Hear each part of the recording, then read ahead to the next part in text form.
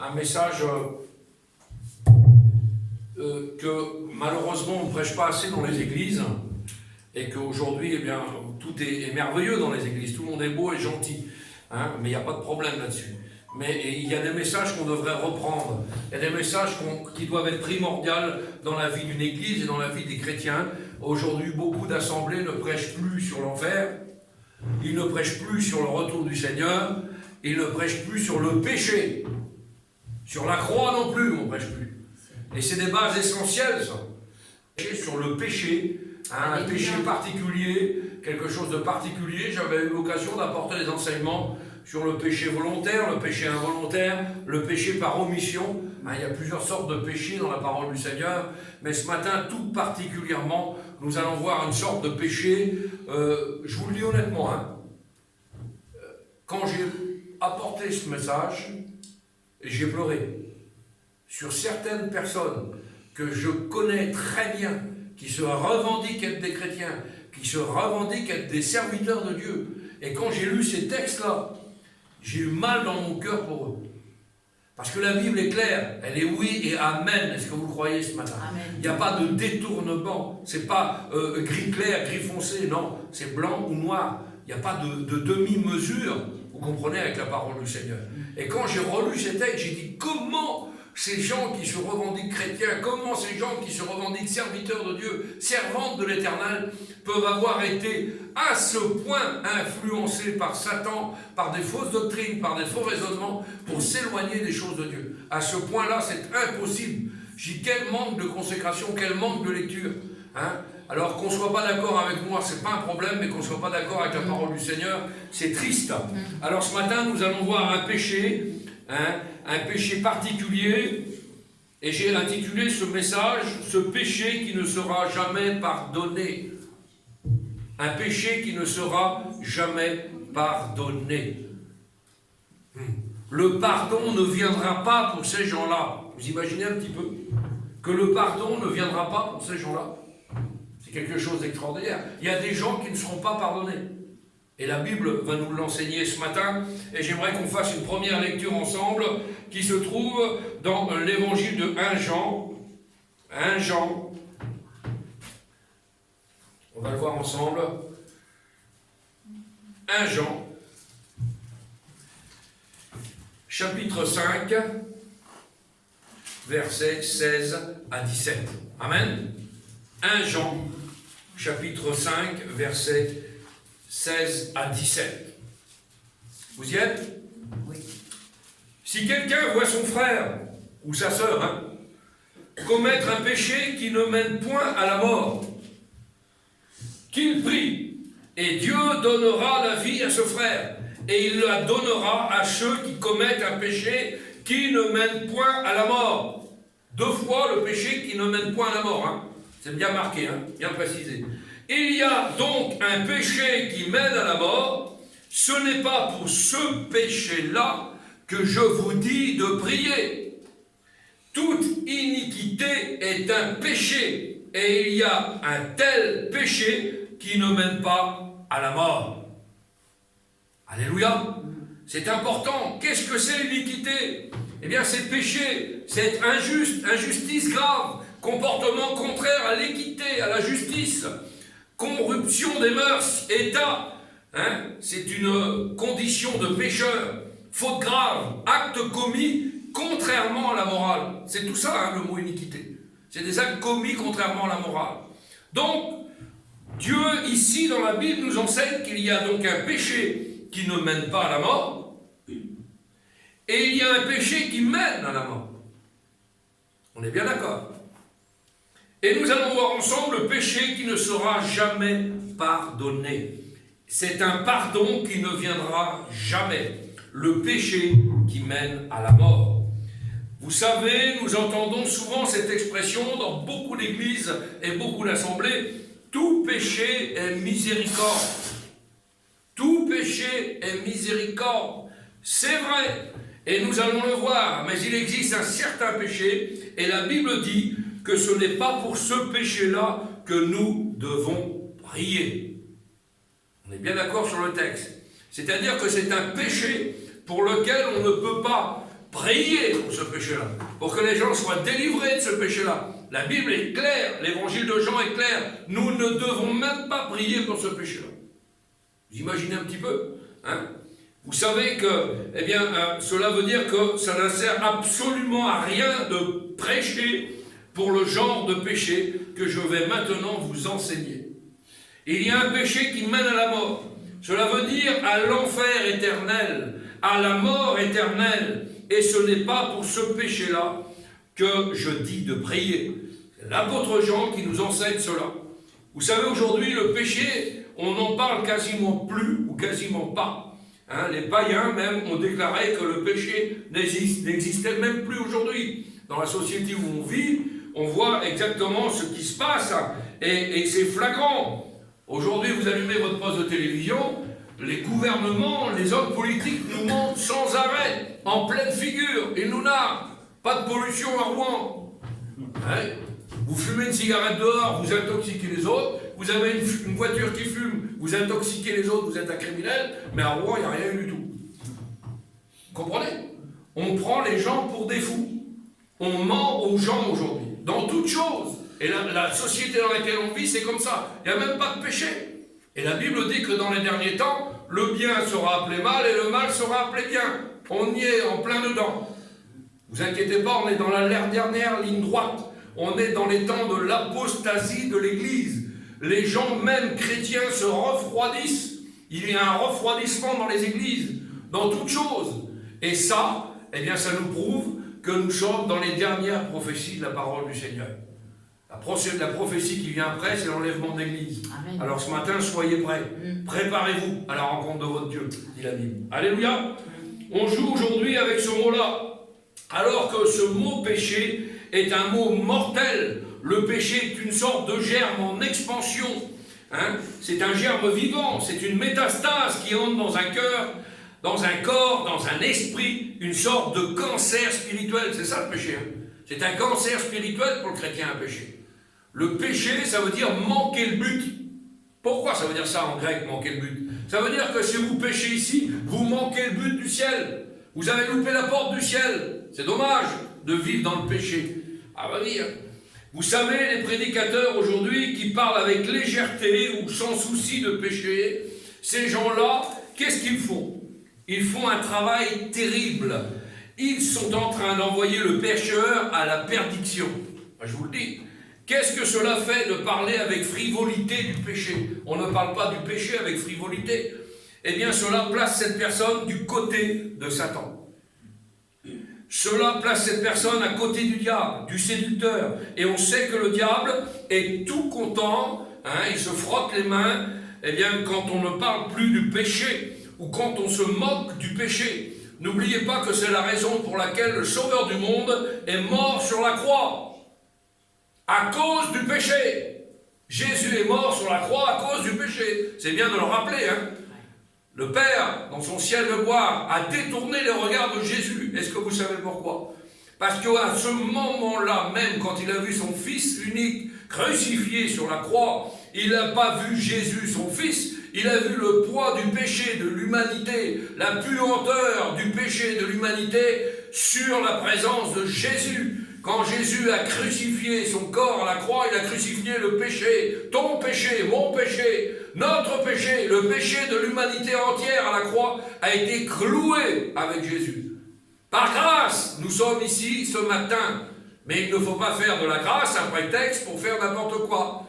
Hein? Nous sommes sauvés par grâce, alléluia, merci Seigneur, mais aujourd'hui, beaucoup d'assemblées prétextent la grâce pour en faire une hyper-grâce. L'évangile de l'hyper-grâce n'existe pas. Nous sommes sauvés par grâce. Mais par grâce, il y a des conditions à remplir pour hériter le royaume de l'Éternel. C'est pas parce qu'on a été sauvé par grâce qu'on peut continuer notre vie de patachon et de vivre comme on a envie de le faire. Avec des péchés et des scories dans nos vies. Pas de ciel pour cela. La Bible est claire, sans sanctification, nul ne verra le Père. Sanctifier, c'est marcher de progrès en progrès. On doit s'améliorer sans cesse. Alléluia. Ah oui, n'oubliez jamais que c'est la raison pour laquelle le Sauveur du monde est mort sur la croix à cause du péché. Donc je dois prendre très au sérieux cet élément appelé péché. Rappelons-nous, Satan comme un séducteur se glisse comme un serpent dans la pensée des gens. Et il déclare encore aujourd'hui, vous pouvez pécher. C'est ce qu'il déclare aux oreilles des chrétiens. Hein, il déclare ça, vous pouvez pécher. Bon. Vous pouvez désobéir à Dieu. Vous ne mourrez pas. Relisez Genèse 3. C'est ce qu'il a susurré à la première femme sur cette terre, à Ève. C'est ce qu'il lui a susurré à l'oreille. Dieu a-t-il réellement dit que tu mourrais? Dieu a-t-il réellement dit qu'il ne fallait pas pécher? Dieu a-t-il réellement dit qu'il ne fallait pas que tu fasses ça? Dieu a-t-il réellement dit qu'il ne fallait pas faire comme ça et comme ça? Ah oui, ça c'est une influence de Satan, ça. Il vient susurrer à l'oreille. Il l'a déjà dit à Ève, et il le redit aujourd'hui à des milliers et des milliers de chrétiens qui pêchent, qui sont frivoles, qui sont légers, qui changent la maison de Dieu en caverne de voleurs. Ah oui, la maison de Dieu, dans certaines circonstances, est bouleversée, et en quelque sorte, ce sont devenus des cavernes de voleurs et de brigands. Vous ne mourrez pas. Le diable connaît la vérité. Et il savait très bien que Ève, en désobéissant, mourrait. Parce que Dieu ne peut pas aller contre sa parole qu'il a déclarée lui-même. Il l'avait dit, le jour où vous me désobéirez, vous mourrez. Quand vous allez désobéir à Dieu, vous mourrez. C'est marqué noir sur blanc. Ah oui, il faut bien faire attention à ça. Dieu a-t-il réellement dit? Le diable vient toujours mettre le doute sur la parole de Dieu. Doute par rapport à l'Écriture. Mais il y en a toujours qui sont là pour dire, ah, c'est un bon livre. Hein? Ah, c'est beau la Bible, c'est merveilleux. Ah, c'est un bon livre. Mais il y a des mythes, des légendes. C'est compliqué à comprendre. Tu crois que Dieu a réellement fait comme ça ou comme ça? Il y en a beaucoup aujourd'hui qui contredisent la parole de Dieu. Et que dire de ceux qui viennent avec un ciseau, hein, pour enlever tel ou tel texte ou tel verset, hein? Alors là, ou rajouter tel ou tel verset. Les catholiques ont rajouté 12 livres apocryphes. Les témoins de Jéhovah ont enlevé 11 chapitres de la parole du Seigneur, etc., etc. Hein? La Bible est claire. Celui qui rajoute ou qui retranche est anathème, dit la Bible. Donc il y en a qui rallongent, et ils étendent l'écriture, ils veulent raconter une histoire. Hein? Il y en a qui font des contes, des fables avec la parole de Dieu. Non, la parole de Dieu est oui et amen. Et elle est dans son entièreté. Et nous voulons la manger entière. Nous voulons l'avaler entière, cette parole du Seigneur. Ah oui, celui qui rajoute et qui retranche, eh bien, est anathème. Hein, il y en a beaucoup trop qui contredisent aujourd'hui la parole du Seigneur. Hein, ceux qui rajoutent aussi, cela vient du diable. Et c'est l'œuvre du diable. Le péché ronge, le péché est un cancer. Et le pire, c'est une infection irrémédiable. Cette pollution de l'esprit, cette condamnation, eh bien, c'est la mort. Il y a des gens qui disent « je veux mourir ». Il y en a plein. Hein. On va mourir, on en a marre. Des chrétiens aujourd'hui, j'entends parler « ah, j'en veux plus, je peux plus, je veux mourir, je veux me suicider. Puis après, je serai tranquille, je respirerai. » Ils ne savent pas que même la mort n'apporte aucun soulagement. La mort physique ne vous apportera aucun soulagement pour votre âme. Aucun.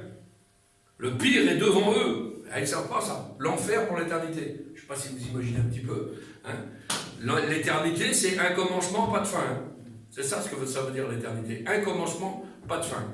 Et le pire est devant eux. Et que le meilleur est maintenant derrière eux. Pour toute l'éternité.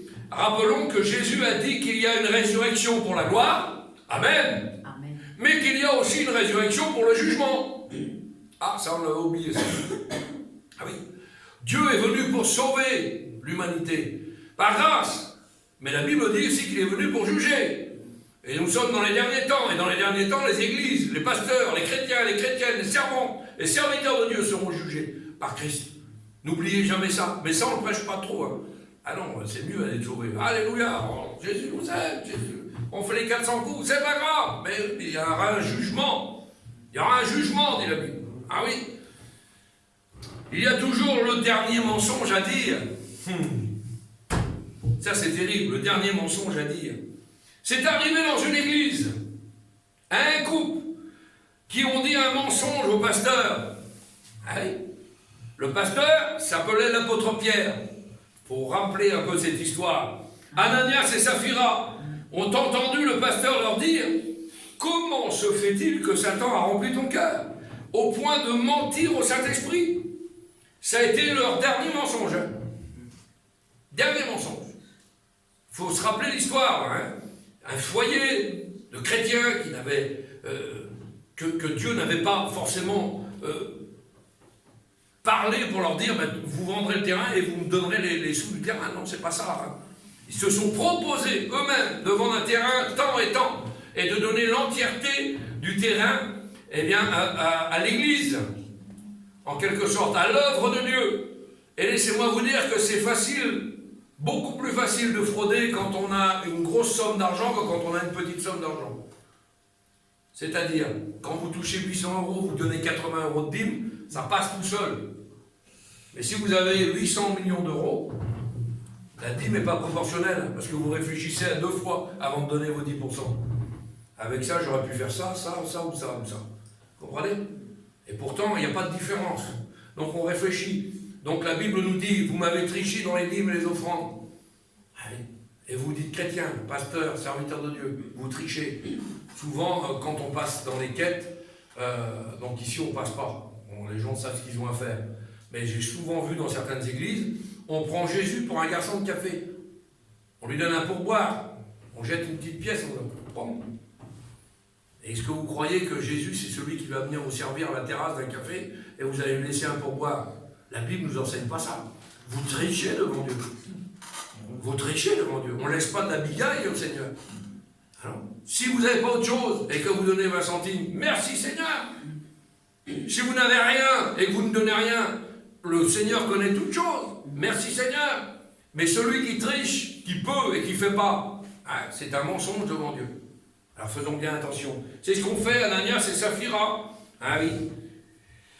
Alors, c'est leur dernier mensonge. Ils sont morts sur place à l'intérieur de l'église, dit la Bible. À l'intérieur de l'église. Le groupe de jeunesse a emmené le mari.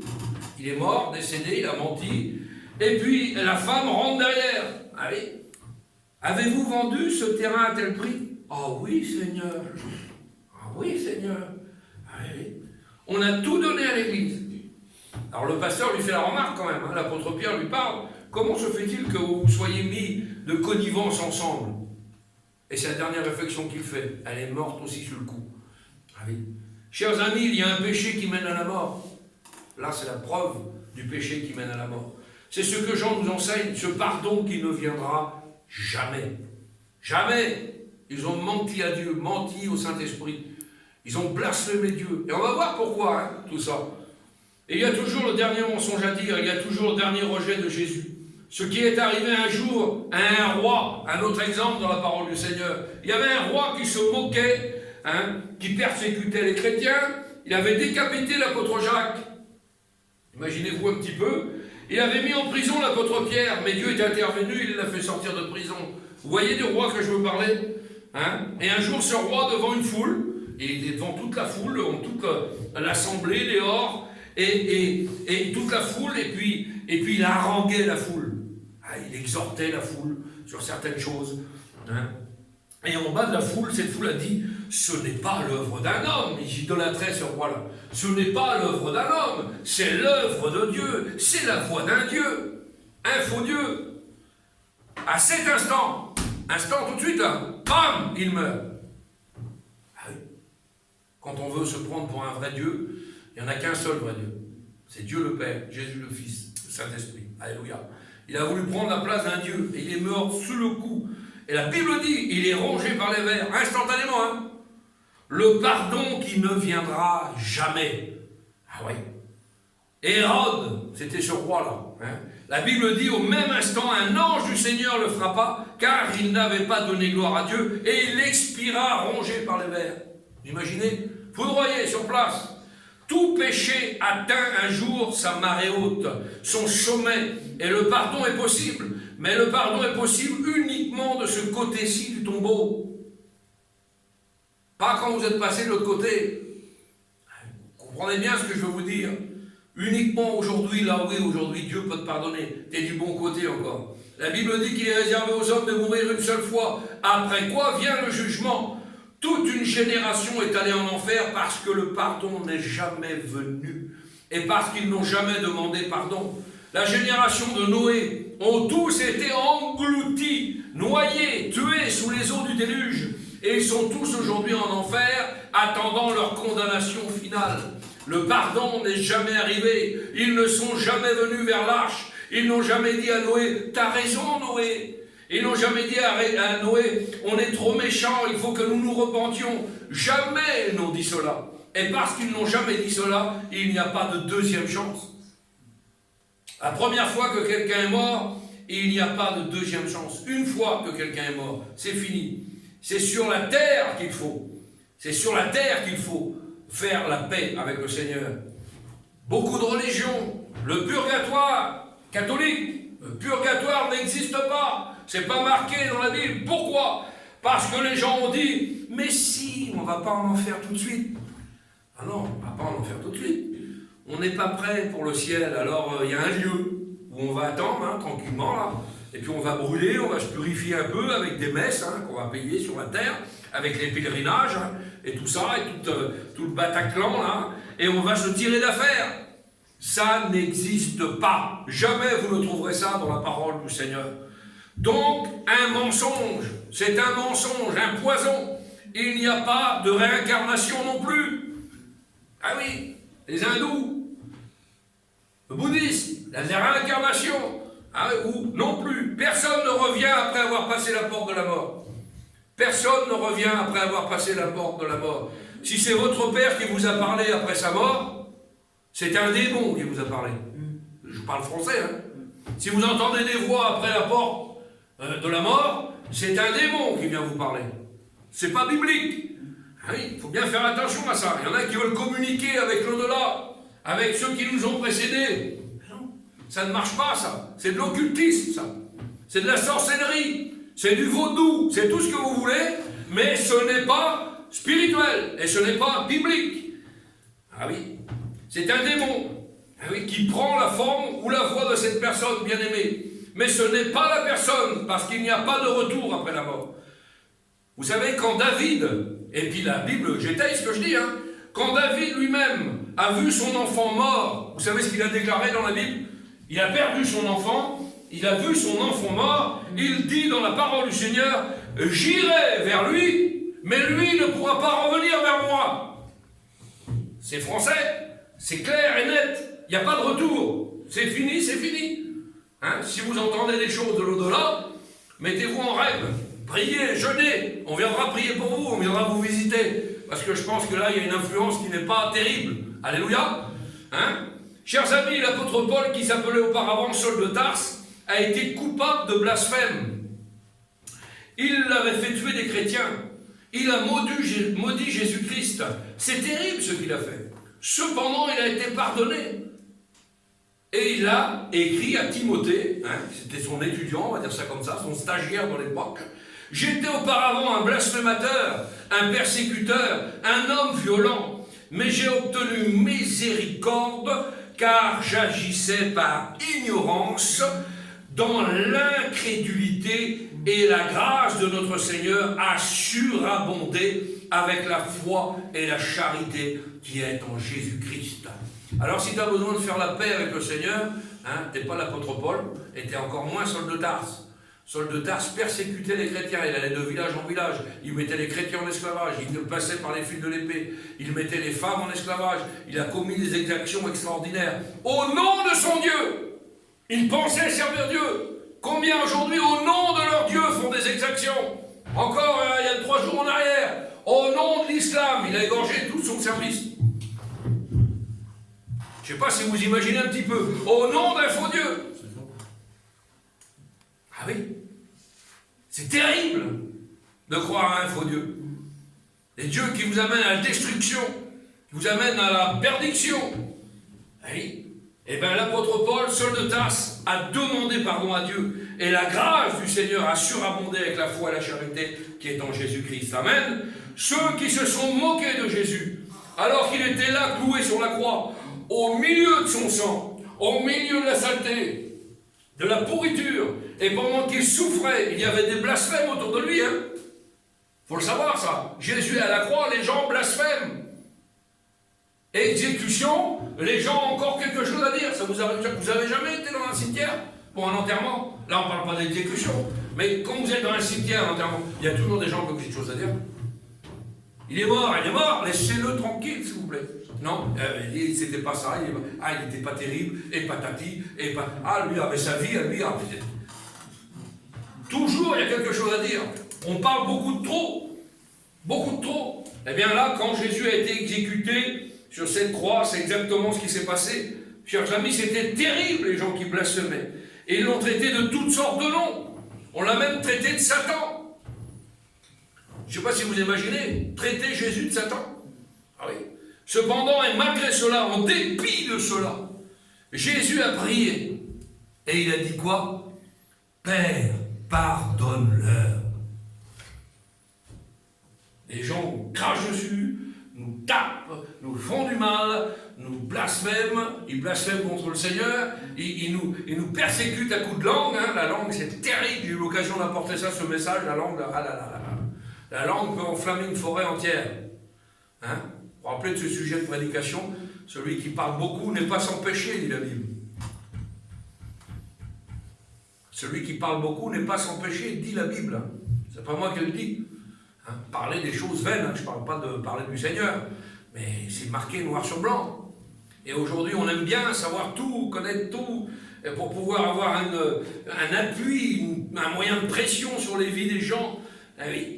Eh bien, le Seigneur lui dit à son Père dans le ciel, Pierre, pardonne-le.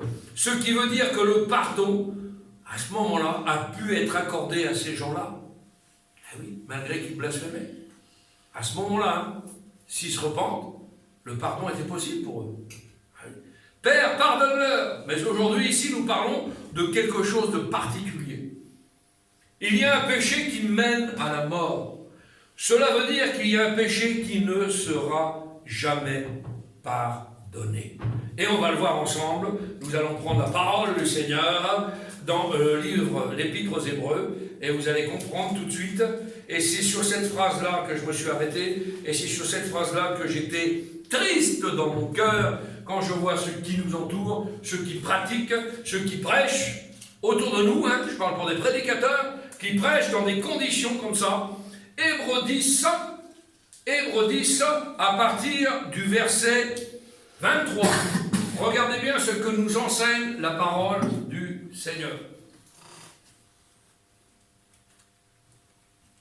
Retenons fermement la profession de notre espérance, car celui qui a fait la promesse est fidèle. Là, on parle du Seigneur, toujours fidèle, on l'a chanté tout à l'heure. Veillons les uns sur les autres pour nous exciter à la charité et aux bonnes œuvres. Ça veut dire qu'on doit s'entraider à devenir meilleur, en amour, en toutes choses. N'abandonnons pas notre assemblée, comme c'est la coutume de quelques-uns, mais exhortons-nous réciproquement, et cela d'autant plus que vous voyez s'approcher le jour. On est dans les temps de la fin. Ça veut dire, eh bien, n'abandonnez pas votre assemblée pour des raisons qui sont vaines, futiles. Et c'est là que ça m'intéresse, à partir du verset 26. Car, la Bible est claire, hein, si nous péchons volontairement, après avoir reçu la connaissance de la vérité, il ne reste plus de sacrifice pour les péchés, mais une attente terrible du jugement et l'ardeur d'un feu qui dévorera les rebelles. Celui qui a violé la loi de Moïse meurt sans miséricorde sur la déposition de 2 ou 3 témoins. De quel pire châtiment pensez-vous que sera jugé digne celui qui aura foulé aux pieds le Fils de Dieu, qui aura tenu pour profane le sang de l'alliance par lequel il a été sanctifié et qui aura outragé l'esprit de la grâce? Car nous connaissons celui qui a dit « À moi la vengeance, à moi la rétribution » et encore « Le Seigneur jugera son peuple ». C'est une chose terrible que de tomber entre les mains du Dieu vivant. Amen. Amen. Verset 26, qu'est-ce que ça veut nous dire? Car si nous péchons volontairement, alors pécher volontairement quand on n'est pas chrétien, c'est une chose, mais là la Bible est claire. Elle s'adresse à ceux qui pêchent volontairement après avoir reçu la connaissance de la vérité. C'est-à-dire qu'ils ont connu la Bible, ils ont connu l'amour de Dieu, ils ont peut-être même accepté le Seigneur. Il y en a même qui se sont dit chrétiens, qui sont passés par les eaux du baptême, qui ont peut-être même reçu les ministères, c'est ce que nous dit la parole du Seigneur. Hein. Des pasteurs, des serviteurs de Dieu, ils ont connu la parole du Seigneur et ils pêchent toujours volontairement. Mensonge sur les déclarations, mensonge sur le commerce, mensonge sur toute chose, mensonge volontaire, péché volontaire, adultère peut-être pour certains, il y en a, on en apprend des choses. Ah oui. Eh bien pour cela, la Bible dit quoi? Il ne reste plus de sacrifice pour leurs péchés. Ça veut dire que le seul sacrifice qui a été pour nos péchés, c'est Jésus à la croix. Mais aujourd'hui, dans cette situation-là, il n'y a plus de sacrifice possible pour eux. Pas de rachat. Et ensuite, qu'est-ce qui les attend? Une attente terrible du jugement et l'ardeur du feu qui les dévorera. L'enfer pour l'éternité. Je ne sais pas si vous imaginez un petit peu. Là, je ne sais pas. Moi, des fois, je me dis, Seigneur, comment on peut être aveugle à ce point-là? Comment, Seigneur, fais tomber leurs écailles des yeux, s'il te plaît, Seigneur. On ne peut pas servir Dieu dans le péché. Si on servit Dieu dans le péché, voilà ce qui nous arrive. C'est pour ça que ces passages-là ne sont jamais enseignés dans certaines choses. Pourquoi? Parce que ça ferait trop peur aux gens. Vous comprenez ça? Donc, on a des serviteurs de Dieu chaotiques. Oui. On a des serviteurs de Dieu qui marchent dans le péché volontaire. On a des servantes de l'Éternel qui marchent dans le péché volontaire. Il y a des choses à mettre en pratique dans la parole du Seigneur. Le mariage. Il faut être marié légitime. Oui. C'est pas enseigné, ça. La Bible dit dans Hébreux 11 que votre mariage soit connu de tous. Eh non, il faut être soumis aux lois. Alors on a des réponses à... Je ne vous dis pas, hein. Il n'y avait pas de mère du temps de Jésus. Ah bon? Par contre, quand vous prenez la Ketouba, l'ancienne loi juive, la Bible est claire. Il y avait une très grande différence entre une femme mariée, c'est-à-dire sa femme, et des concubines qui vivent dans le péché. Vous comprenez ça? Ça s'appelle de la fornication. Et on n'est pas, eh bien, dans le péché. Si on se marie légitime, est-ce que vous comprenez? On a le droit qu'à une épouse. Vous comprenez ça? Tellement de choses qui sont importantes, qui ne sont pas enseignées. Tellement et tellement de choses. Et cette position est pour ces gens-là. On ne triche pas avec Dieu. On ne ment pas à Dieu. Parce que si on le fait volontairement, c'est un péché volontaire, il n'y a plus de sacrifice. Et on va voir à quoi cela revient. Gardez ce texte en mémoire. Hein. Je préfère arriver dans l'éternité, moi, je préfère arriver dans l'éternité avec la faveur de Dieu que d'arriver avec la colère de Dieu. Vous aussi, non? Dites pas même. Allez, vous préférez arriver avec la faveur de Dieu, hein? Sur ma vie. Nous parlons d'un péché qui ne sera pas pardonné. C'est un péché volontaire. Après avoir eu la connaissance de la vérité existe. Aujourd'hui, dans le monde, les païens et même certains chrétiens œcuméniques, tout le monde a sa vérité. Il n'y a pas de vérité absolue. Ils disent, ah non, c'est pas absolu la vérité, c'est pas oui, c'est peut-être, il faut interpréter les textes. Non, il n'y a pas de vérité absolue pour eux. Et pourtant, il y a une vérité absolue. Jésus a dit, je suis la vérité. Alléluia. Amen. Bouddha a dit, je connais la vérité. Mahomet, dans le Coran, a dit, je sais où est la vérité. Une différence, hein. Mais Jésus a dit, je suis la vérité. Ah oui, pas pareil, hein. Il y en a qui connaissent la vérité, mais bon, elle est bien où elle est. Non, moi je suis la vérité, dit Jésus. C'est terrible. Je suis la vérité vous affranchira, la vérité libère. Et après avoir connu la vérité, eh bien ceux qui font ça, vous savez à quoi ça revient? Ils crachent sur le Fils de Dieu. Je tiens pour profane le sang de l'alliance. Je me moque de Dieu. Je blasphème le Seigneur à ce moment-là. Et à ce moment-là, le pardon ne viendra jamais. Les péchés de ces gens-là, ça veut dire qu'on ne tient même plus compte de la crucifixion de Jésus à la croix. Je ne sais pas si vous imaginez, on voudrait avoir comme sacrifice encore, pour pardon, recrucifier Jésus. Mais il n'y en a qu'un sacrifice.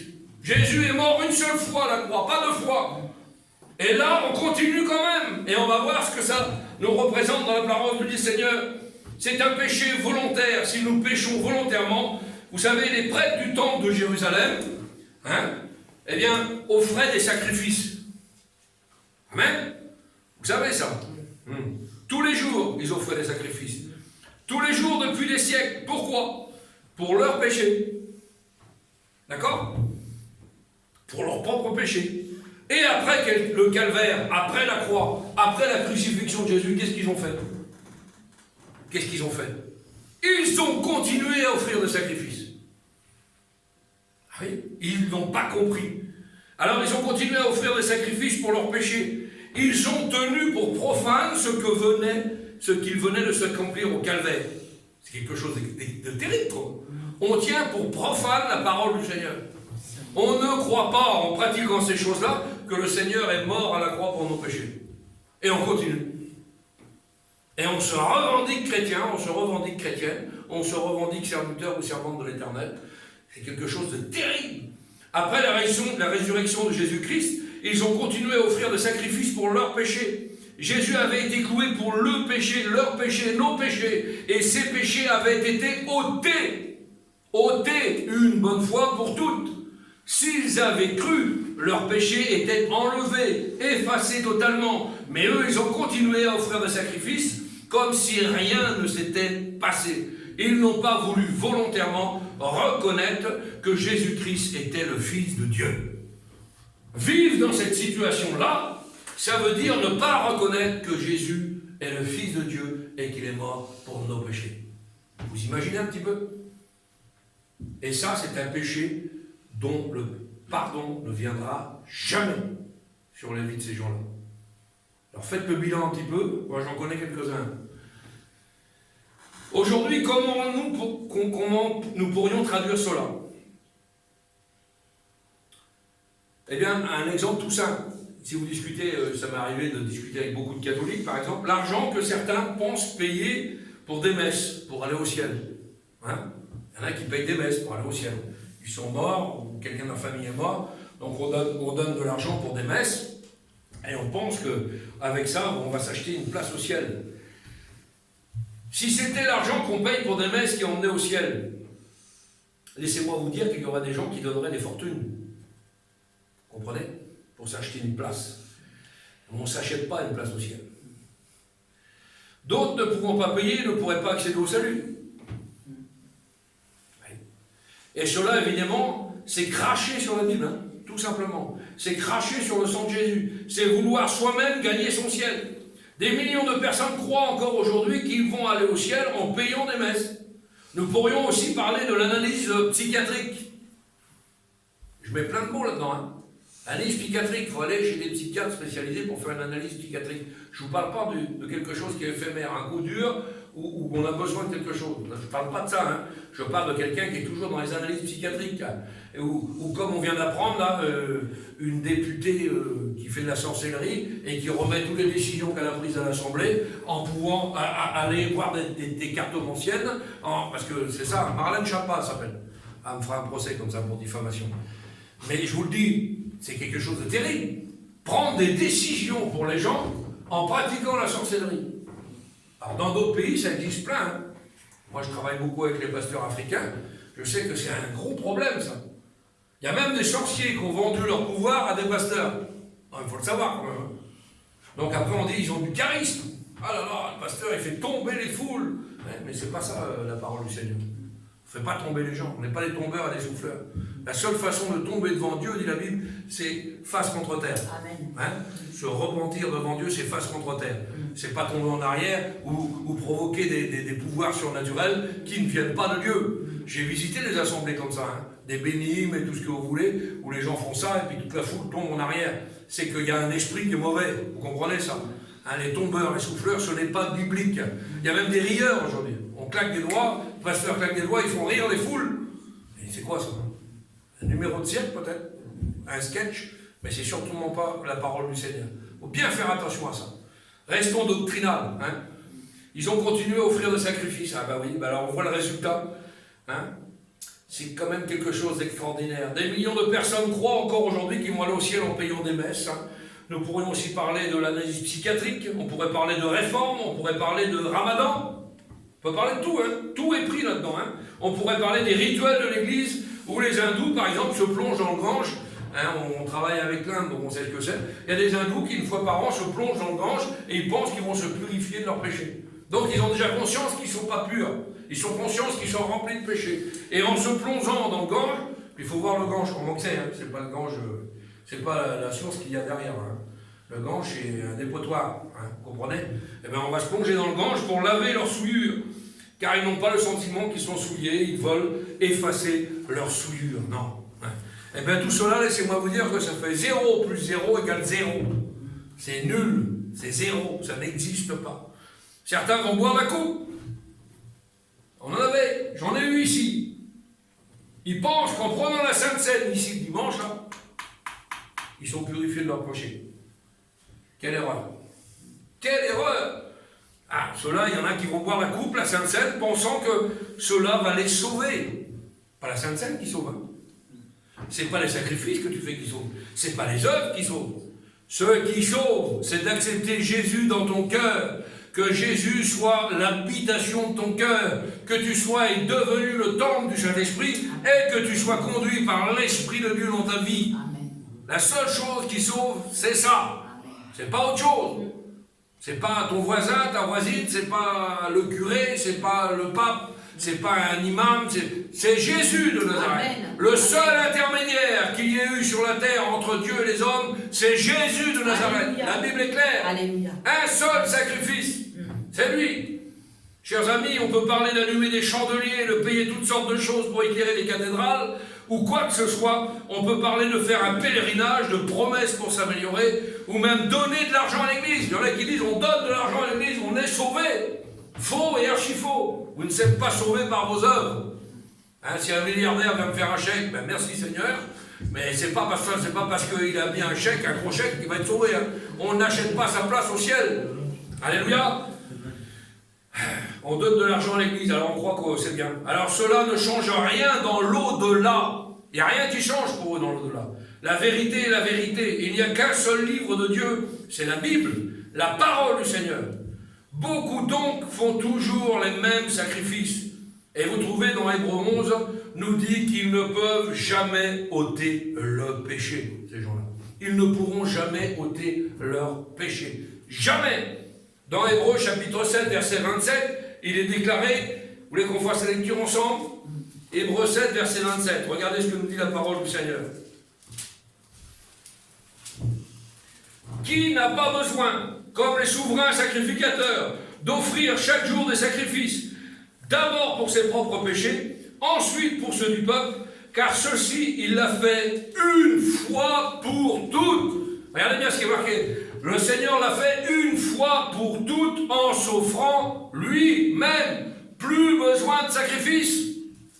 Hein, il y a quelque chose de terrible en Bretagne, j'avais été visiter ça. Il y a le chemin de la croix en Bretagne. Vous avez vu où c'est? Je ne sais plus dans quelle région que c'est, mais il y a le chemin, le calvaire. Il faut porter sa croix, on se flagelle, il se tape le dos, il s'écorche à vif, il saigne, il se forme la tête à coups de hache. Et on va au ciel. Vous allez au ciel. Vous pouvez vous meurtrir, vous couper, vous arracher la tête. Le seul sacrifice parfait qui vous emmènera au ciel, c'est d'accepter Jésus dans votre cœur. Le seul intermédiaire, c'est Jésus. Jésus. Hein? Il s'est offert lui-même, dit la Bible. Une fois pour toutes, ça veut dire ce que ça veut dire. Hein? C'est fini, c'est terminé. Une fois pour toutes. Mais les gens qui pratiquent ces choses-là, il n'y a plus de sacrifice derrière ça. Hein? Donc il n'y aura plus de sacrifice pour le pardon de leurs péchés. On est bien d'accord. Rappelez-vous le texte. Hein? On ne touchons pas une fois pour toutes le sacrifice à la croix du calvaire. Tout a été accompli, fini, achevé. En grec, vous savez ce qu'il a dit le Seigneur? Tétélestai. Ça veut dire Jésus a dit tout est accompli. Tout est accompli. Et puis je vais vous donner une petite anecdote biblique. Hein, mettez ça dans... Je vais vous expliquer parce qu'on a appris ça aux écoles bibliques, c'est merveilleux. Hein, vous savez, quand Jésus est sorti du tombeau, il n'est pas sorti comme Lazare. Et puis il est sorti tout seul. C'est le miracle. La résurrection de Jésus. Et quand ils ont sorti le tombeau et qu'ils ont couru au tombeau, qu'ils ont vu ce tombeau-là ouvert, et plus Jésus dedans, il y avait un linge. Et les catholiques en font tout un cinéma, parce que c'est eux qui l'ont, c'est l'autre qui l'a, c'est lui qui l'a, il est au Vatican, il est là, on s'en fout. Je m'en fous du linge de Jésus, moi. Ce Ce qui m'intéresse, c'est d'avoir Jésus dans mon cœur. Amen.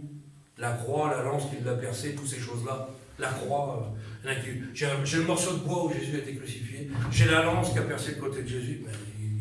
Des reliques! Les reliques ne vous emmèneront pas au ciel. Ce qui vous emmènera au ciel, c'est Jésus de Nazareth. Alléluia. Et donc, eh bien, quand ils sont rentrés dans ce tombeau, le tissu qui enveloppait Jésus était plié d'une certaine façon. Et n'oubliez pas que Jésus, son père adoptif, c'est Joseph. Joseph faisait quoi comme métier? Charpentier. Il travaillait le bois. Et la loi juive de l'époque disait que quand une œuvre était finie, pour savoir que c'était fini, que c'était achevé et que c'était à vendre, l'artisan de l'époque pliait le linge d'une certaine façon. Et quand les gens passaient devant, ils disaient « ça y est, il a fini son travail. C'est bon, c'est fini, c'est accompli. » De la même sorte que Jésus, quand il est ressuscité, eh bien, avait plié le linge de la même façon que son Père. Merveilleux, ça, hein? Ça veut dire tout est fini, tout est achevé. Je suis ressuscité. Alléluia.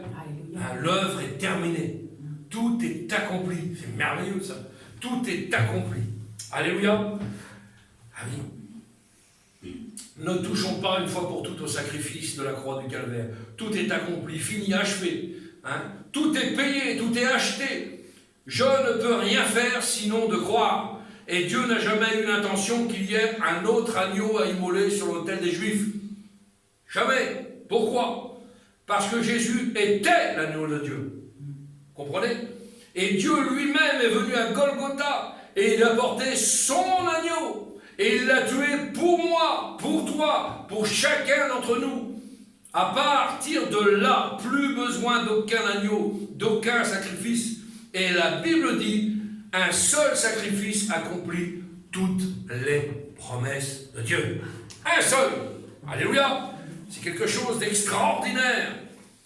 Hébreux 10, Hébreux 10, 12, Hébreux 14, Hébreux 25, 26. Vous lirez ces lectures chez vous, c'est merveilleux. Quand ce sacrifice a eu lieu une fois pour toutes, le voile du temps s'est déchiré du haut vers le bas. Ah oui, avant c'était réservé aux grands souverains sacrificateurs. On ne pouvait pas rentrer dans le lieu très saint. Nous, on n'avait pas accès au lieu très saint. On était dans la première cour et on allait dans le lieu saint pour prier. Le lieu très saint était réservé aux grands souverains sacrificateurs. Mais par la mort de Jésus à la croix, le voile du temple, qui était réservé aux grands souverains sacrificateurs, s'est déchiré du haut vers le bas et nous avons eu accès au lieu très saint. Et nous avons eu accès à Dieu le Père, c'est merveilleux. Nous avons eu cet accès au lieu très saint pour ce sacrifice. Et ceux qui continuent à croire qu'il faut faire encore des sacrifices sont en train de vouloir recoudre le voile. C'est quelque chose d'extraordinaire. On veut, Dieu a déchiré le voile, il y en a qui veulent. Il faut passer par moi, le pape. Il faut passer par moi, hein, pour aller au Père. Le curé pareil, l'abbé pareil, l'évêque pareil, faut passer, on est des intermédiaires. Ah bon, Marie c'est un intermédiaire. Mais la Bible ne dit pas ça. Le seul intermédiaire entre Dieu et les hommes, c'est Jésus de Nazareth. Amen. C'est pas un homme, c'est pas des dogmes humains, c'est pas des lois humaines. Non, le seul intermédiaire, c'est Jésus, le Fils. Alléluia. Il ne reste plus de sacrifice pour les péchés, pour ces gens-là. Aucun pardon, aucune rémission. Jean-Baptiste avait déclaré en pointant son doigt, « Voici l'agneau de Dieu qui ôte le péché du monde. » Il n'avait pas 50 ans. « Voici l'agneau de Dieu qui ôte le péché du monde. » Il y a un seul médiateur entre Dieu et les hommes, c'est Jésus de Nazareth. L'apôtre Pierre, en prêchant le jour de la Pentecôte, a dit, « Un seul nom nous a été donné au-dessus de tous les noms, celui de Jésus. » Hébreux 10, verset 26, « Reste là, même si certains ne sont pas d'accord avec moi, hein. Si je pêche volontairement, il ne reste plus de sacrifice pour les péchés. » La Bible est claire. Jésus a dit, si vous ne croyez pas qui je suis, vous périrez tous également. Je ne sais pas si vous imaginez un petit peu. Alors, à travers cette prédication, j'ai plein de choses à vous dire, mais je ne vais pas aller plus loin. Je pense que vous avez compris l'essentiel de la parole du Seigneur ce matin. c'est que nous ne tombons jamais dans le panneau, que nous soyons toujours des chrétiens fidèles, en esprit, en vérité, que nous ayons bien compris que ce péché-là qui mène à la mort, eh bien, personne ne pratique ici. Amen, gloire à Dieu. Mais celui qui limite Dieu, celui qui dit ah oui, mais on est encore l'hypergrâce, j'aurai encore un autre sacrifice pour ma vie. Parce qu'aujourd'hui, il y a des. Moi, je vous le dis, hein, la mission d'où je viens, les Lumières, c'est enregistré, il n'y a pas de problème. On prêche les deuxièmes enlèvements. Beaucoup de mouvements aujourd'hui prêchent les deuxièmes enlèvements. Non, la Bible ne dit pas qu'il y aura un deuxième enlèvement. La Bible dit sois prêt. Parce que le deuxième enlèvement, c'est après le millénium. Vous avez passé à travers le millénium, vous êtes des Superman, les gars, je vous le dis. Hein. C'est impossible, ça. Impossible. Non, non, soyons prêts à la rencontre du Seigneur. Amen. Soyons fidèles, soyons vrais, soyons avec nos problèmes de caractère, pas de problème, nos problèmes particuliers, des péchés par omission, ça peut arriver, péché involontaire, ça peut arriver, mais on demande pardon au Seigneur et on repart sur des bonnes voies, mais pécher volontairement, volontairement. Je viens à l'église, je prie Dieu et je sors dehors, j'ai 40 paris. Un péché volontaire, ça, non? Moi qui vous prêche, je prêche l'évangile, je prie Dieu, je loue Dieu, je vous apporte des messages que le Seigneur a mis sur mon cœur, je suis un super spirituel, quoi, vous comprenez? Et puis quand je sors de là, eh ben, je fais les 400 coups. Je vole, je trie, je mange, je bois, je fais quoi? Et je pêche volontairement. Pas de salut, hein? Pas de salut. Alors faisons bien attention, ça. On ne peut pas être du monde et de Dieu. C'est deux mondes bien distincts. Vous comprenez ça? Nous ne sommes pas n'importe qui, nous sommes des chrétiens vrais, des chrétiens ancrés sur la doctrine, ancrés sur la parole. Nous ne devons pas pratiquer des choses qui ne sont pas à la gloire de Dieu. Ah, on a tous des problèmes, on n'est pas tous des super spirituels, on a peut-être aussi nos soucis, nos difficultés qui nous font vaciller de temps en temps. La Bible dit qu'il est permis à un homme de mettre un genou à terre, mais ne pas rester à terre. Nous voulons être des chrétiens conquérants. Amen. Ce qui nous intéresse, nous, c'est le ciel de gloire. Vous voulez pas aller au ciel? Moi, je lève mes deux mains pour le ciel. Alléluia. Amen. Mais pour aller dans le ciel, il y a des conditions à remplir. Et aujourd'hui, trop de personnes s'exonèrent de ces tâches à remplir. Et on veut aller au ciel. Hein, comme si on prenait l'ascenseur dans un magasin. J'appuie, puis de toute façon, j'irai quand même. Le Seigneur est amour, le Seigneur est pardon, le Seigneur grâce. Oui, le Seigneur grâce, mais d'accord. Hein. Mais si tu vis une vie de patachon, une vie de péché volontaire, et que tu es un garçon mondain, une femme mondaine, eh bien, tu n'iras pas au ciel, parce que c'est volontairement que tu pêches. Ce n'est pas des choses qui vont t'arriver par accident. Non, là, c'est volontaire. Tu prémédites. Quelqu'un qui remplit sa feuille d'impôt en disant « je ne vais pas toucher dessous cette année », c'est une préméditation du péché. Vous comprenez ça? Hein? Quelqu'un qui dit je ne sais pas moi, on est en train d'escroquer, on monte un truc à côté, puis c'est une préméditation du péché. Et quand on est comme ça, on ne peut pas se revendiquer chrétien ou chrétienne. Et là, le pardon ne viendra jamais sur les vies. Quel dommage! Quel dommage! Et en plus, on se permet de juger les autres. Hein. Dans ces positions-là, de toute façon, ils jugent toujours les autres. Vous avez compris? Moi, je suis un homme de Dieu, je suis une femme de Dieu. Ah ouais. Et lui, là, il n'ira pas au ciel, celui-là, par contre. Ah bon? Mais lui, il ira, toi, tu resteras là. Fais bien attention à ça. Faisons bien attention à ça. Amen. Amen. On prie le Seigneur. Oui, merci. Seigneur, nous voulons te bénir, te